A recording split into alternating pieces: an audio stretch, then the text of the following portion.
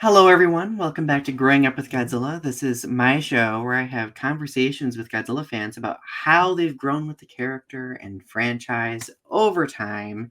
I've had so many fun conversations with various humans over the course of the past 3 seasons. I forgot what season it was for a second, even though I just said it. But I'm really excited to have like familiar faces. I'm excited to have new faces. And this phenomenal human being that I'm having on today is one we've been planning this for a year, I think, thereabouts, because I'm obnoxious and plan things very far ahead. And I'm really excited to nerd out with this wonderful person. So without further ado, we have the wonderful Kaston Kolbachinski on today. Hello. Hi, how are you, Donny? I am effervescent. How are you? That's what we like to hear. And how is your day going? Anything exciting going on? Oh man, really busy. Matt and I have a convention this weekend. I have a neighborhood eclipse party that I'm throwing. Since we're in Texas, we're gonna be right in the middle of the eclipse. We're gonna get 2 minutes and 2 seconds of full eclipse. I have telescopes, I have binoculars, I have kid binoculars, I have colanders. Take a colander, go outside. Even if you're not getting full coverage, take a colander, go outside. Bam, like you can see all the little crescents. But Oh, I never want to look see at the it sun so directly. badly. Always have a solar shield to put on your binoculars or anything you look at the sun at. Never ever look directly. Except for 1000%. yes, 100% coverage, you can. That's fine. But just in that tiny little frame. That's it. But everything else, you need the glasses. So I'm feeling salty because we in Michigan are supposed to have like 99% totality. Mm-hmm. It's supposed to be cloudy that day. Us too. Like seriously, I'm in the Austin area, and we are expecting 1.5 million people in this area, and all of Texas might be cloud cover, like Oh not no. rain, but you can still see eclipse stuff through the clouds. Like it'll be bright enough that you'll see the ring as long as it's not too dense. You'll see the ring, you'll see everything getting dark, you'll hear the birds go silent, the temperature will drop. We'll still get all that, even though might not get the full on. But historically, on that day in April for the last 15 years has been clear. So Well, damn it, it better stay that way, right? I feel bad. I feel bad and a little bit angry. I hadn't seen a full eclipse since I was a kid in kindergarten. That's what got my I love in think astrophysics. I think I was a kid as well last time I saw a major, like, full solar eclipse. It's been a long time. It's been a long time. You That one know, that happened last year that went the opposite direction across the U.S. We were in yes. California at a convention. I think it was Monster Palooza, Son of Monster Palooza. That was it. Because at Elvira, and there was a eclipse. Then we weren't in the path of totality, but we were getting about, I'd say, 95%. But I brought a case of glasses and stuff. It was early in the morning at 9:30. The con opens at 10. So my ass drags Matt out there early in the morning. Everybody that's in line, I'm pulling them out. And I'm telling them about the eclipse. I'm putting the glasses on them, showing them how to take phone photos through the glasses and just educating everybody. And it's sad, the state of our scientific education, that I had more than one person ask me, oh, is that Jupiter going in front of us? Is that why we're having an eclipse? And I'm big smile on my face. I explain everything because you can't be blamed for not knowing something you don't know. And so all I can Yeah. do is educate. And it was a great time and I loved it. I guess not everybody's the astronomy, astrophysic nerds that we are, right? Yes. So I am just so excited to have you here. Looking back, we met each other at G Fest. I don't think it was. I didn't go last year. I think we met. It was right after COVID. Yeah, it was at the 2022 G Fest. You and Matt were like busy bees. Like I was just like, you guys are killing it. Yeah. With the conventions, and I absolutely love it. So no, in the back room we were talking about how we were excited to sit down and have a conversation when we're not super duper busy, because like we all know convention life. When you're at a convention, it's very much social overload. Everybody is zipping around everywhere, so it's a lot, right? But I will never forget just how kind and fun you were when we got to meet for the first time. And I was just like, this is a human being that I absolutely want to get to know. Well, I mean, same goes for you. I am, like we talked earlier, I'm very much an empath. And after you had 3 words out of your mouth, I'm like, oh, this is an amazing human being. Like, I already knew that about you. That's, Oh, I just read that. I'm like, this is my people, you know? So yeah, absolutely. Right back at you. oh, well, that made my day. Thank you. Well, I mean, the show explores everyone's history and experiences as a Godzilla fan. So I'm always curious to learn about people's entry points into being a fan, into the fandom as well. So, how were you first introduced to Godzilla? Like, share Well, that story. yeah, I did not watch anything Godzilla until I was in my 40s. I'll be 44 this year, believe it or not. Don't have kids, and you can look as youthful as me. I was going to say, I don't believe it. I don't believe it. But I met Matt randomly before COVID at a party. I didn't know who the hell he was. He was just some dude I met at a party. And he was talking about Godzilla stuff. I'm like, man, he's a little bit of, I kind of Googled him because when you meet someone, you Google them to just make sure they're not, Yes. crazy people. I mean, he wasn't in a completely legitimate way. I found out then, he was, famous in his little world. And I texted him like, hey, are you famous or something? Because you got fucking shit everywhere. Like, he's like, well, I guess my tiny little bit of the world. Yeah, kind of. And I we were love that he's talking. downplaying it. Yes. And he's like, you've never seen any Godzilla? I'm like, no, the doofy suits just turn me off. It pulls me out of reality. Like, I just see 2 people in floppy suits, either played in slow-mo or fast forward to make it look more realistic. And my science brain is just breaking down how they do it and pulled out of the scene. It's like, okay, here's what we're going to do. You're going to watch the Millie Bobby Brown Godzilla because you don't get the goofy suits, and it'll give you introduction with a character you already know from other things.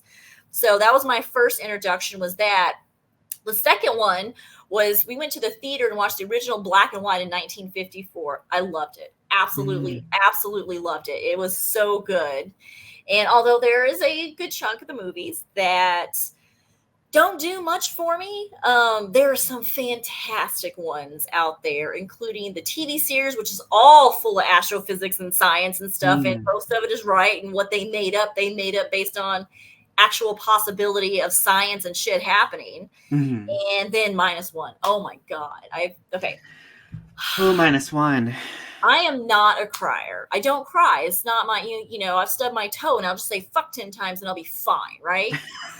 Like the only thing that makes me cry is seeing someone hurt a kitten. Like that will make me cry and go into a rage. But we got invited to the red carpet to watch -1 in LA, which was really awesome. I remember the photos. I was nerding out for so you good. too. And we're watching it and we didn't have any idea what to expect. Like they were keeping a tight lid on fucking everything.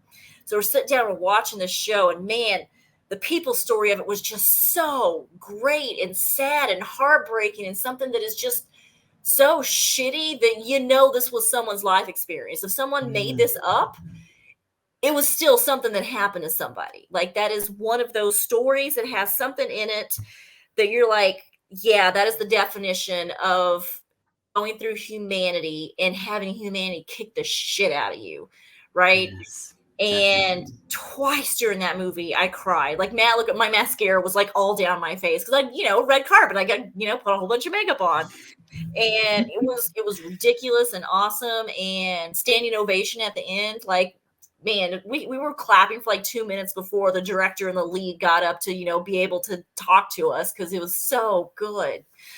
But not every Godzilla movie can be a -1. Some of them are just the artist taking 2 CGI monsters and smashing them together. And I know there are people who love that, and I support you. It's not my cup of tea, but I have compersion for those that do enjoy that. Like, I get it, just the testosterone fueled fantasy of just being able to smash the shit out of something else with no recourse.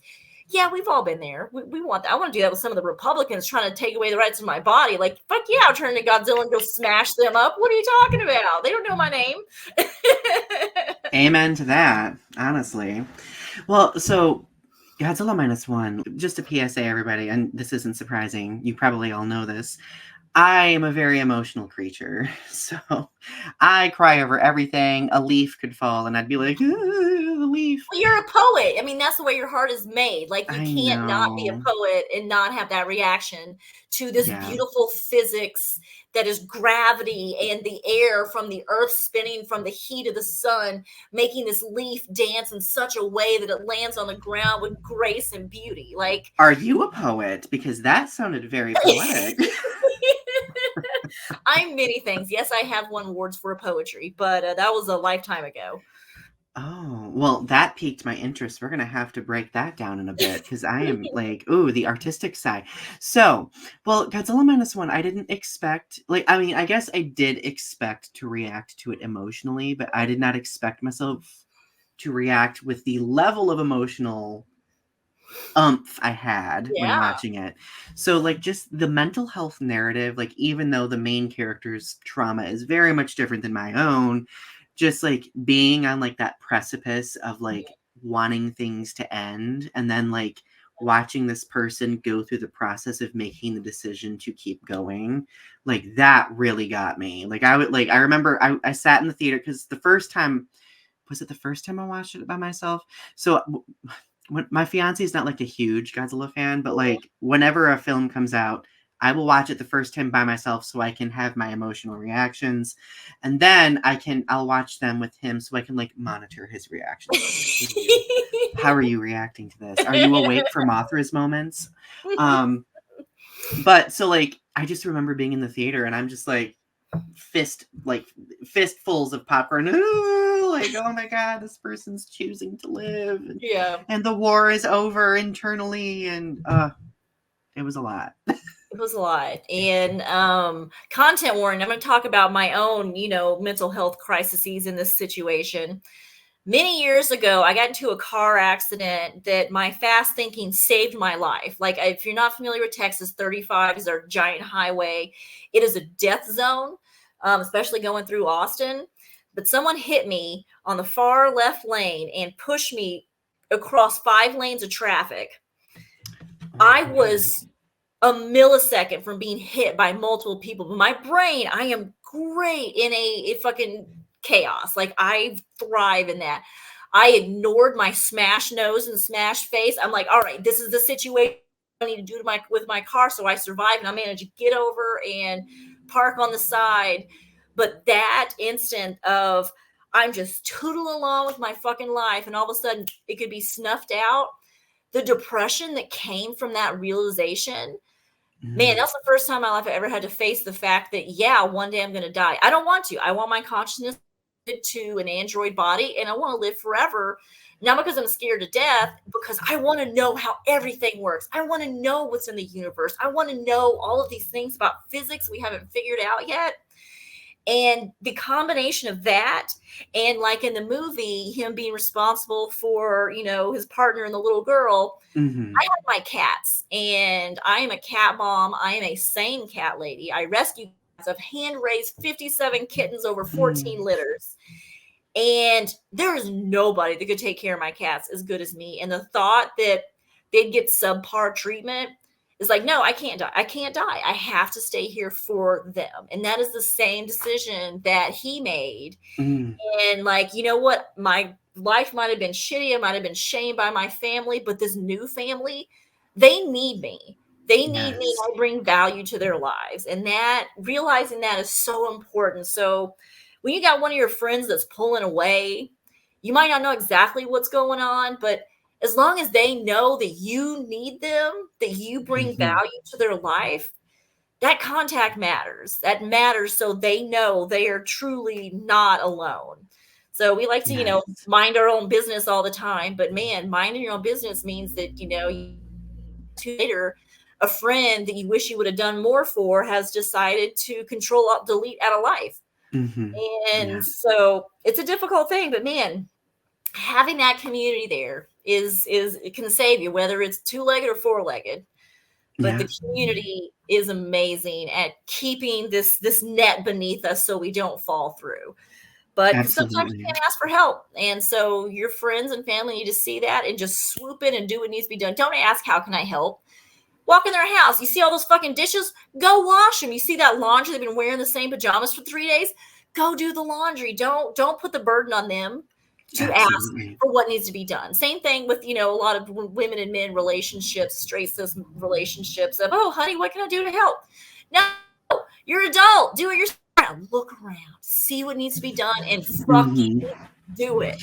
Take an active role. Yes. And it's interesting that you're bringing this up too, in conjunction with like the human narrative that we got in that film, because I feel like the main character in all of his trauma was kind of him hawing around about like, oh, should I take on this responsibility? And then like his progression modeled taking on that responsibility, taking on that active role, sustaining a support network, and working on himself simultaneously while doing it.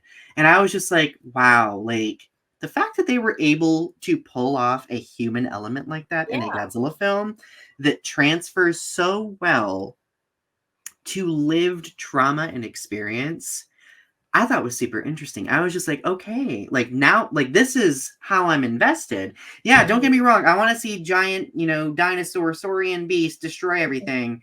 But I want to see emotionally vulnerable human being overcoming trauma, creating a family, sustaining said family, while also paying heed to his own mental health. All of the boxes were checked off in my opinion. Yes, and those stories, those Godzilla movies and series that have that such human-centric story, those to me are the best ones. It's like when Godzilla isn't the main character, Godzilla for symbolism.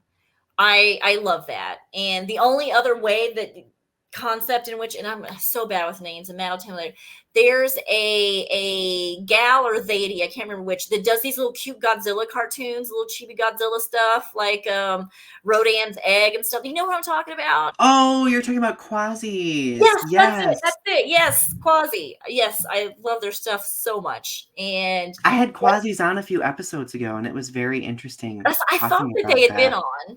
That is the only God-centric stuff I've seen to where they've given the story of, there's no words spoken at all, but they've given these monsters an actual life. Like it's not just, oh, you see them while they're fighting. You see the whole thing, and they humanize them. And those, even though not a word spoken, the stories are amazing, especially Rodan's egg. It is so cute. I love creative content like that as well. It just proves just how diverse our community is.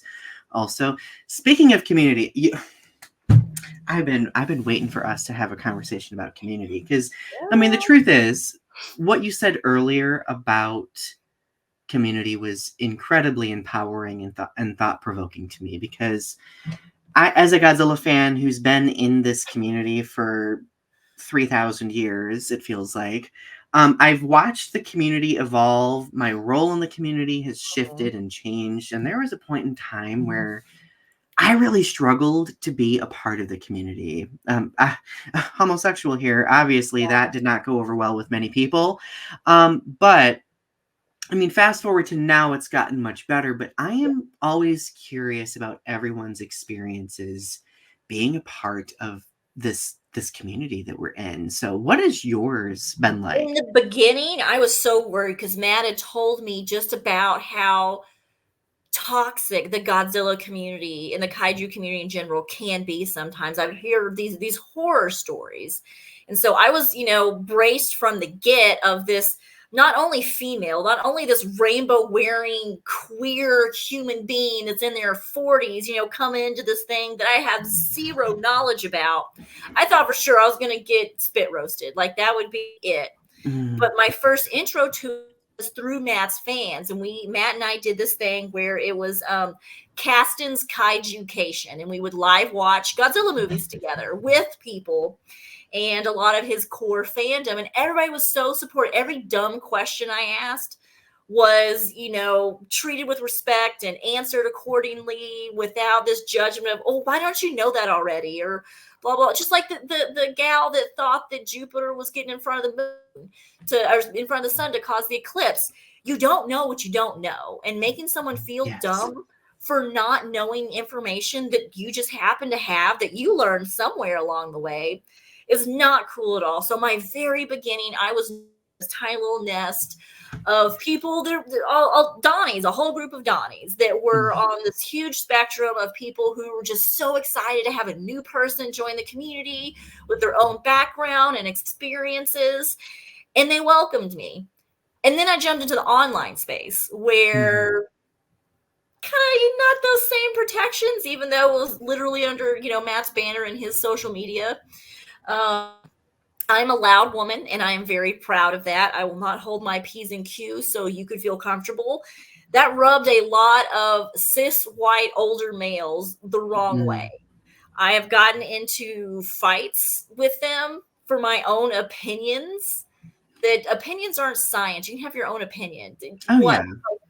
Why? The thing that touched off a huge thing that lasted forever ended up with me blocking a lot of people was my opinion as someone who has a double degree in psychology and human sexuality, that Godzilla for many people is a testosterone driven fantasy of being able to give into the temptations of not thinking about consequence and just acting on those base emotions of testosterone and anger without any sort of repercussions whatsoever.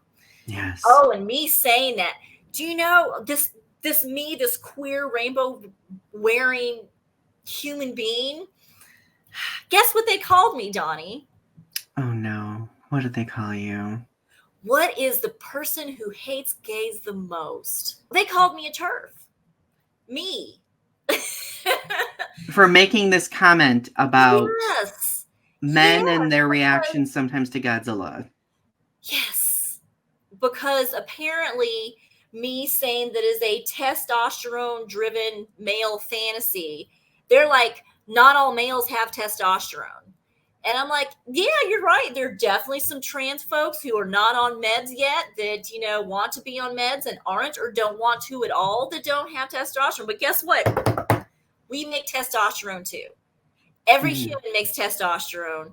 Every other human also makes estrogen and progesterone, just in varying different amounts. But they're like, oh, men have testosterone and women didn't. So, you're hating on the trans community by saying, it was like, are you serious? Or are you actually, do you know what you're saying? That's wild to me. So you literally are creating a commentary about like misogyny in the fandom, and here they are trying to twist that. But then again, that's what many of them do, though. Like a lot of like the LGBTQ plus community, women, especially the trans community, are often vilified by other fans, and any narratives or anything that they say is often twisted, right? Which is it makes me sad. I'm sorry that you had to go through people saying that to you. And since I am a slightly bit older than like your generation who 100% grew up with, social media and stuff like that, I don't put a whole lot of thought into the words that I write before I write them because I know what they mean. Yeah, I'll glance over to make sure it can't obviously be read a different way.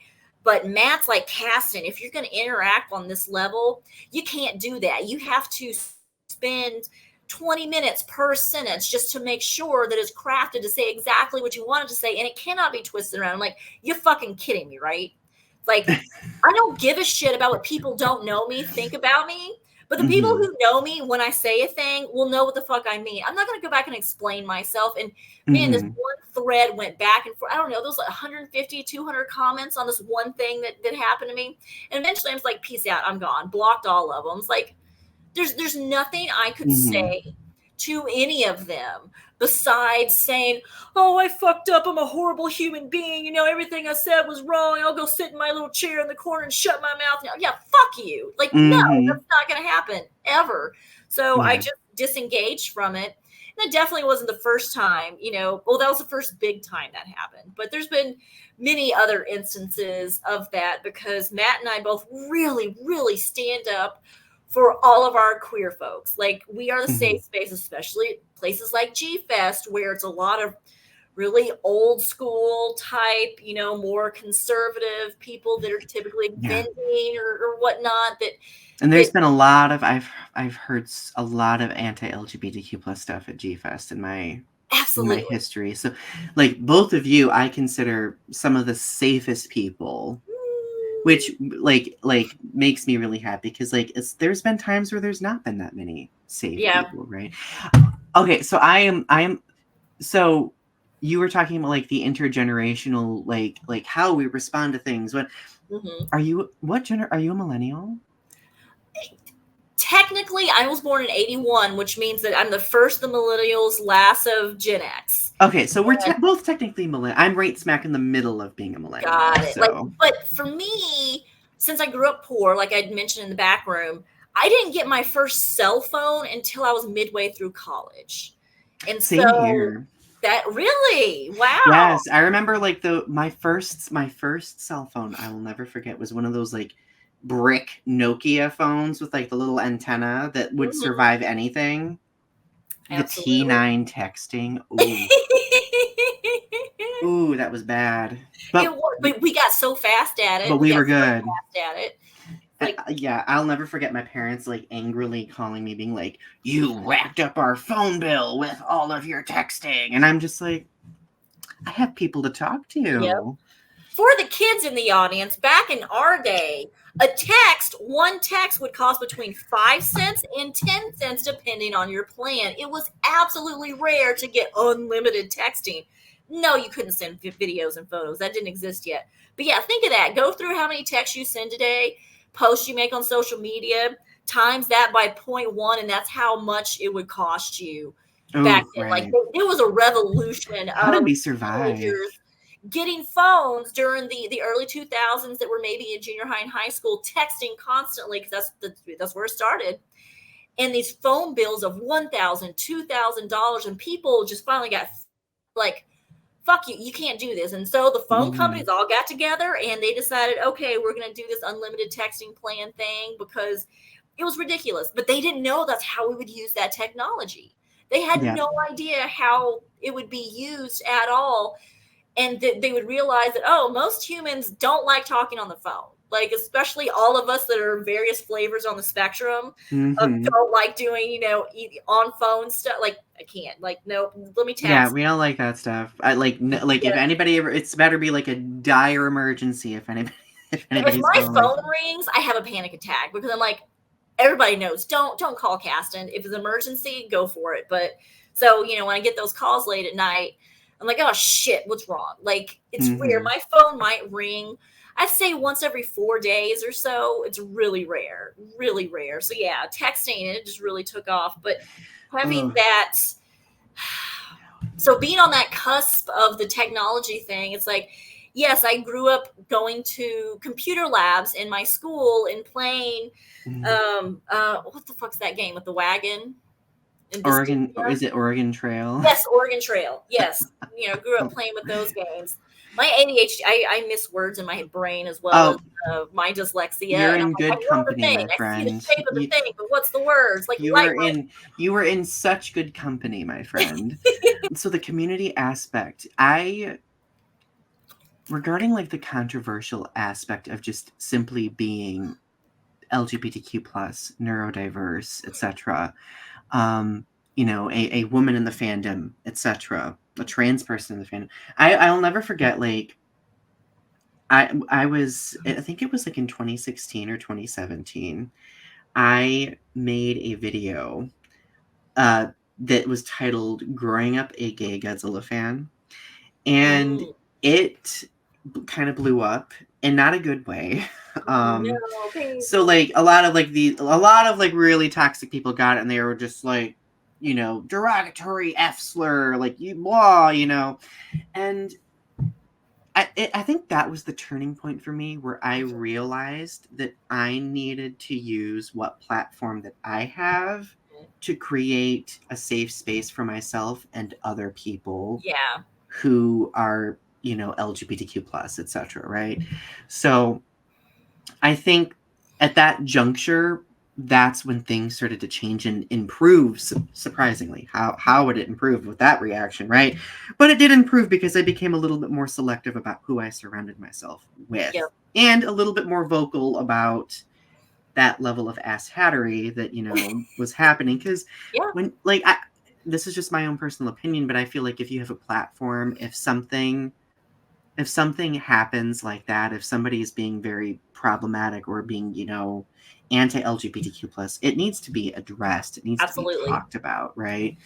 And I think that's why, like, Matt's like fandom that he's created within our big fandom has been such a safe space for me as well, because he is that type of person who very much addresses such things and Mm-hmm. is always upfront with being like, hey, these individuals, this is a safe space for you, Yeah. right? and and that's why I gravitated to you, because I also feel that you emanate that same energy, right? Thank you. Yeah, and I think this fandom needs more of that. Like, I think our community needs more of that. Well, they definitely, get it out of me. I am the type of person that people just open up. They will tell deep, dark secrets and shit that's going on with them they've never told anybody while in line for the grocery store. I'm not constantly. People see me, and there's something about my aura or whatever. I'm really nice and judgy, and people just completely open up.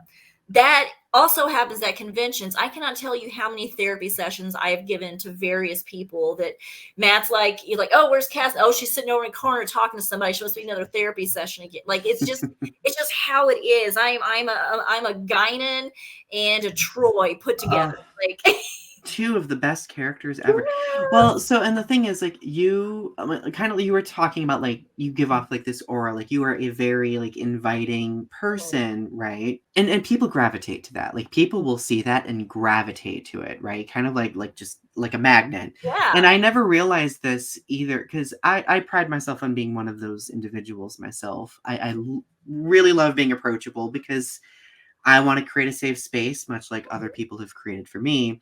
And I never realized this, but the last time I went to G Fest, this was like during season 1 of the show. Like, people were watching the show. I was like, oh my god! And I had like a number of people come up to me, being like, Donny, oh my god, like, the conversations that you have yeah, aren't happening elsewhere in the fandom, nope. and that's, That's I by mean, design. That is by design. right. They don't want these libtard, commie, Mm-hmm, gay F slurs to come mm-hmm, into their community. And so the more quiet we are, the less they win. And just to have, like, so many folks yeah, come up to me and Matt during conventions, like with you, it's like, oh man, I love hearing you talk about that. The gay pride art that you do, the cute little, coming out Godzilla thing that he did, the art he did where, mm. baby Godzilla came out as trans, like that, like cute little cartoon. Oh Um, yes. and he made artwork on, like, so many people. It's like, oh, I love that. And having that representation, if you look up as a fan and you see some of the people that you look up to reflecting back to you who you are, it validates your existence. So the more we can validate those in the Mm-hmm. community, and there's a lot of us, there is an absolute fuck ton of us in there. But for a Yes. very long time, we've been really quiet because we don't want to get Godzilla stomped by the old school folks who are really closed minded. Mm-hmm. So, yes, you speaking up, Absolutely. Matt speaking up, me speaking up, anybody that has a platform in the community that has even 20 followers, Dan, speak up. That representation Right. matters. Well, and that was very validating for me. Like, having those people, Yeah. come up and be like, Donny, like, because, like, again, like I mentioned, like, I've really struggled for many years with like finding that like niche space. And that was like a signal to me of like, okay, I am being myself after many years of hiding in the fandom, right? So clearly me being myself is doing something that's productive, that's Right. meaningful, that other people are seeing, and they're taking something away from that. And honestly, like, not to be the nerdy full circle moment, but that's what Godzilla films did for me at a certain Mm-hmm. point. Like, they became like, if I needed that escape, like if I went to school, was getting bullied, I would come home, pop in a Godzilla film, and I'd be like, okay, here is a safe fantasy space for me to be in, where, I'm not being judged by people. Now, and I've told Matt this 3,000 times, but there, like, I will never forget the day that I think it was a Pride Month. It was like 2016. I can't remember, but he posted a drawing of Mothra with like flying with a rainbow trailing behind her, And I literally sat at my computer and cried for like 10 minutes over this, like, just this simple, Yeah. beautiful image that was just like, kind of like, I see you kind of Mhm. an image, which was so, it was so wonderful. Again, the power of art and what it can do, right? Absolutely. And going back to, when you were a kid, you had Godzilla escapism. That goes back to the whole testosterone filled fantasy rage. Yeah. For queer kids that get bullied, being able to go watch this giant monster stomp out the bad guys, man, that's got to be cathartic. That's got to be cathartic. And hope Hmm. that, man, I wish I could do that too. I wish I could stand up to these bullies, but I'm a sweet, soft soul. And, I'm just, you're going to take it and then, go Yeah. home and watch this thing where I feel better.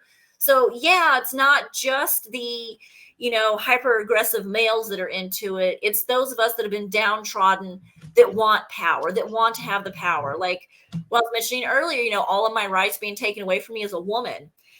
Yeah, there's that power trip of, man, I wish I could turn in this thing and just stomp all those people who are taking power away from me, from a group of individuals that already has less power overall, and you're taking even more. Hmm. And so everybody gravitates to that fantasy, that power fantasy of being able to stand up for yourself and know you will succeed, which is what Godzilla Hmm. does. Godzilla doesn't lose, well, except for in the American one, because American military has to kill everything and blah blah blah. Yeah.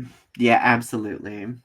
Absolutely. But I think that's, in the past, I've had people have been very critical about, like, well, why are you really layering this filter of like the LGBTQ plus experience Mhm. over Godzilla, right? And the truth is, like, I think it's important for people to know that different groups of people are going to take something away from a character that might be astronomically different. Like, someone might really revel in like the destruction and the mayhem, and you know what? If that's what you like, that's fine. But like someone else, like, little queer 12-year-old Donny watching Mothra flit around on the screen, watching her, twin fairies singing and Mhm. wanting to be one of them, like, Oh, you should cosplay as one and make your partner do I've the other. wanted to. I don't know. I don't. Well, he might do that. We've done drag together many times. This is the most nerdy confession I've ever made. Ooh, yes, please. I knew all of the Mothra songs in like 3 different languages by the time I was like That's 12. awesome. It was so, and then it got to a point where I went through like my little pop diva stage where I was like, I want to dress up and do music videos. Oh, So I honey. would like do, oh, Kitty, hello, Kitty. So when you were talking about Mothra and people's different hooks, like a lot of people like Mothra. She makes me furious.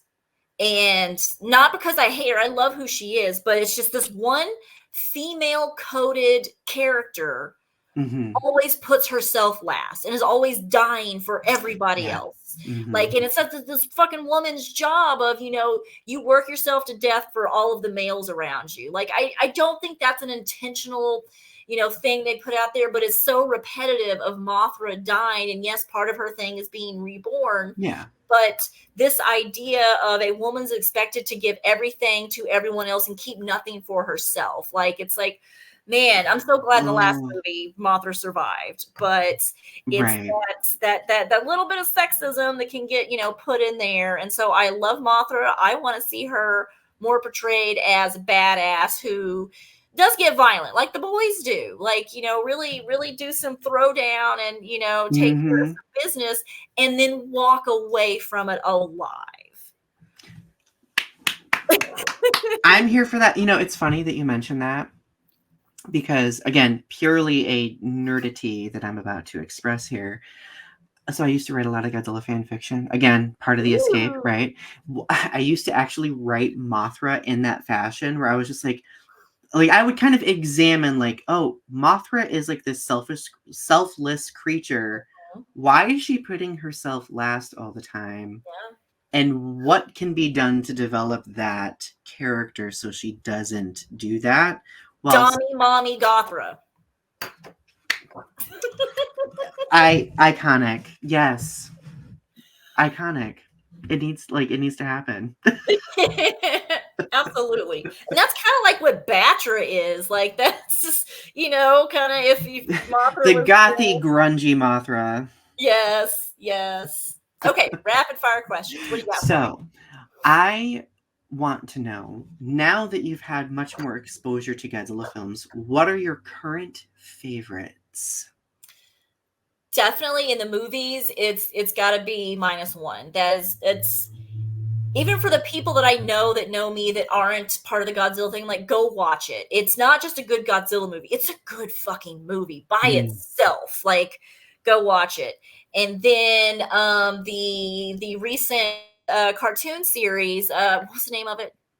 With the Godzilla science. Singular Point? Oh, Singular Point. Yes, thank you. Singular Point. Again, my brain with names. Singular Point was amazing, and Matt and I intended, just never had time to go through and do an episode by episode thing where I science behind it, because most of it is real. Most of it is real Right. science, and I fucking loved it. And we were watching it. He was so lost because he is not a science focused person, which is okay. It's not doesn't mean he's dumb or anything like that. It's just everybody has different talents. And so every 5 minutes, I would have to stop the show and explain to him the science of what is happening, Mm-hmm. and just the amazing ideas they came up with, like overcoming the problem of Godzilla and other monsters being too big to exist in our world because of gravity and physics. Mm. They're like, oh well, most of him is going to exist in a different dimension. That's how he can hold his shape in our dimension. Like, somebody sat down with some scientists, like, hey, here are problems. This is kind of the story we want to tell. Yes. How can we do it that is most realistic? And I love science, and I'm sure it exposed so many other people to physics. My Trek brain, when watching Singular Point, I was like, Yes. see what you did there. I see Yes. what you did there. Oh, I loved it. I loved it. So, Godzilla -1 and Singular Point. Now, if we were to think about specific characters that you've been exposed to in the franchise, are there any characters that you've been like? I mean, we talked about Shikajima, the main character from Godzilla -1. Were there any other ones that you were like, I like this character, super interesting. Okay.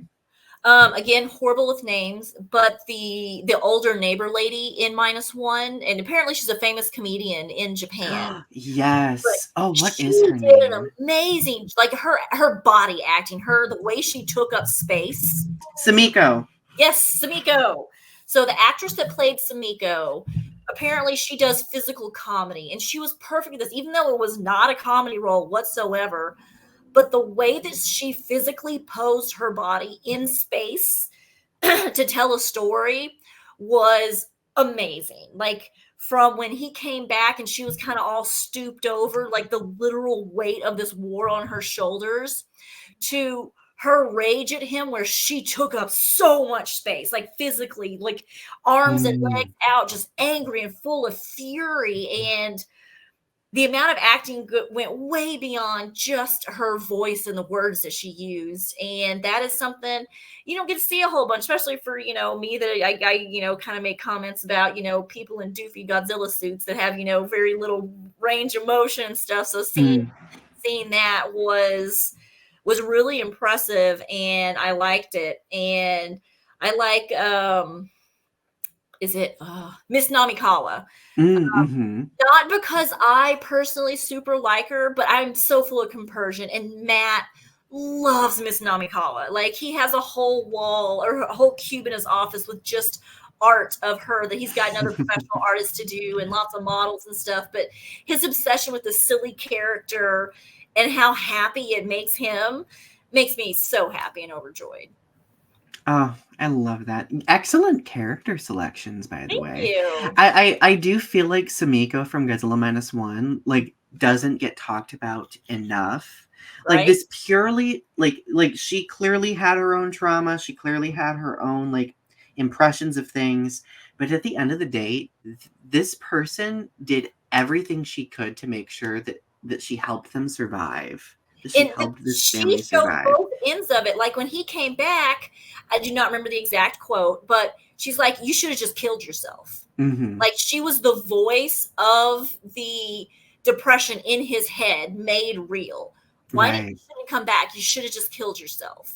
Like, this whole thing is because you didn't do the thing you were supposed to do. And Oh, then she reflects in his journey with this new family that he brought together of how to help them. And she's like, right. she's helping them, but she's setting boundaries like, this rice is for the baby. This is for the baby and for it to survive. You can eat anything, but we've got to keep this baby alive. And giving Wow. all of her rice that she had to this child who none of them are related to just shows this definition of family that is blood is not as thick as water. Like, Hmm. absolutely not. I give me water any day because you get to choose what water you drink. You don't get to choose what blood you bleed. Hmm. I just looked that Absolutely. up. That kind of oh, that was mind blowing. Oh my goodness, I love that. No, but and you see that she grows with the main character as he grows in his survival, right? So like just seeing like their parallel growth, Mhm. just nerding out over that. So here is the big question. Okay. How would you argue Godzilla has shaped you into the Kaston who's sitting in front of me right now? Does it matter if it's like significant, if it's subtle, if it's anything is meaningful? It doesn't matter what country you're from, what culture you're raised in, what color your skin is. All these base desires were pulled out and modeled together in this one individual to show how we fucked up. How we Hmm. fucked up. We played with physics in the wrong way and we done fucked up. And this is all of your angst and hatred and destruction all put together in this ball that came to life that we call Godzilla. And now not only have to deal with the consequences of the own shit that happened to your country, but these are the literal footsteps of all of your past decisions coming to stomp your town down because you were a fucking idiot. And instead of sitting down and talking shit through like goddamn adults, you had to pull Hmm. out missiles and bombs and planes and man, grow the fuck up, guys. Come on. We did not have to fight a war. All women Yeah. should be in control, and there wouldn't be Godzilla. We'd have Mothras everywhere. Uh, Sign me up for that world. Right? I figured out how they went to the different dimensions in a singular point, and make us a little pocket dimension of all of the liberal commie bastards, and that'll be our flag, the liberal commie bastards. Like, where's the fanfic? I need to write Right, it. I need to right. manifest that. And in order to get to it, you have to cross a rainbow bridge and jump through. So you know what you're getting into. Like, you fucking rainbows everywhere. You don't like this? Turn back now because this is what your future is. This might be heaven for some. It might be hell for you if it is Right? bye. Yeah, please go the other way. There's a slide. You can take the swirly slide back down to the ground. Like, thank you. Oh, I need. That was by far one of the best images that's been conjured up that I've ever Thank experienced. you. So, here is my final question for you. As a Godzilla fan, like, do you have any advice for other fans who might be new to the franchise or the fandom? Absolutely. And especially if you are part of me and Donnie's community of the outsiders, which would usually be seen as outsiders, find a Donnie, find a Matt, find someone like that. Don't listen Find a to the other Kaston. assholes. Yeah, thank you. Don't listen to any other assholes that say anything about who's the best and what's the best. You know what? It doesn't fucking matter to your opinion. Like, you find the things that you like and find the people like you that also like them. And then you found your group. Like, it's not, with social media, it is not that difficult.